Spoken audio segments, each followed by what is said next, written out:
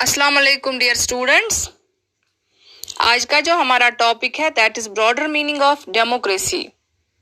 अभी तक हमने डेमोक्रेसी की सिंपल डेफिनेशन देखी, डेमोक्रेसी है क्या, इसके फीचर्स देखे और आर्गुमेंट्स देखे जो कि इसके अगेंस्ट थे और इसके फेवर में।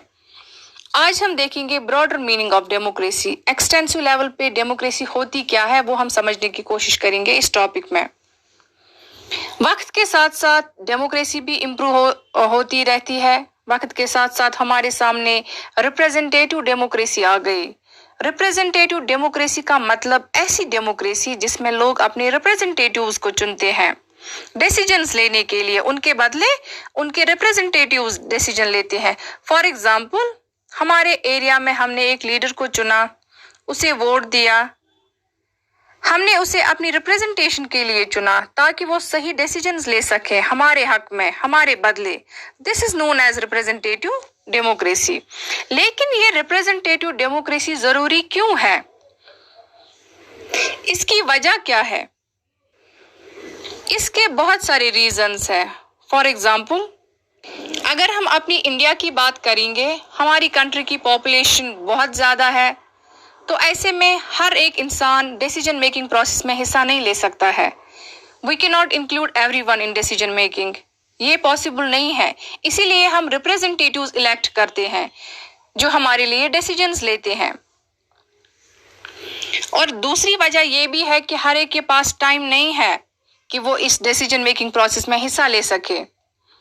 कुछ लोगों की डिजायर ही नहीं होती है कि वो इसमें पार्टिसिपेट कर सकें, और कुछ लोगों के पास ऐसे स्किल्स नहीं होते हैं कि वो ये डिसीजन ले सके।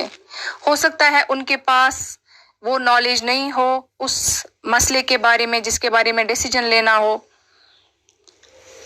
इसके लिए भी रिप्रेजेंटेशन जो है वो हमारे लिए जरूरी है डेमोक्रेसी में। That is why we elect our representatives who take decisions on behalf of us. और कभी अगर हमें लगे कि हमने जिस रिप्रेजेंटेटिव को इलेक्ट किया है अपने डिसीजंस लेने का हक उसे दिया है, अगर वो डिसीजंस हमारे हक में नहीं ले रहा है तो हम उसको चेंज भी कर सकते हैं आने वाले इलेक्शंस में, उसे वोट ना डालकर। Because democracy gives us a chance to rectify, to correct our mistakes.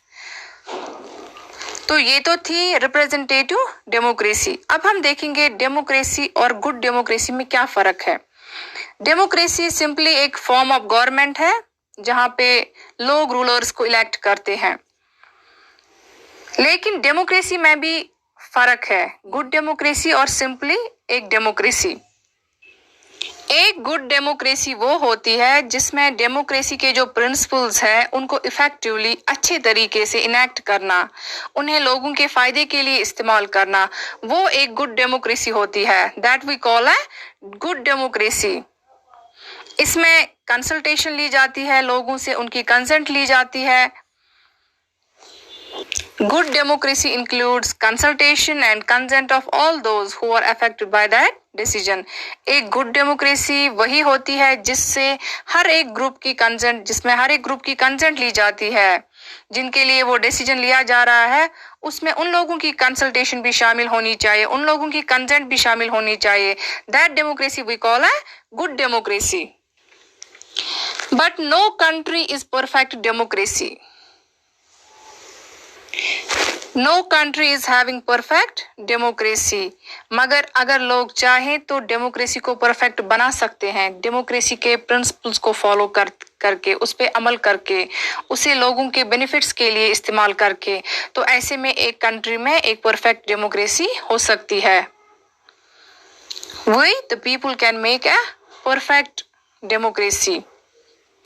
So dear students, that was all about today's topic, that is broader meaning of democracy that we studied in this video. That was all for today. Thank you and Allah Hafiz.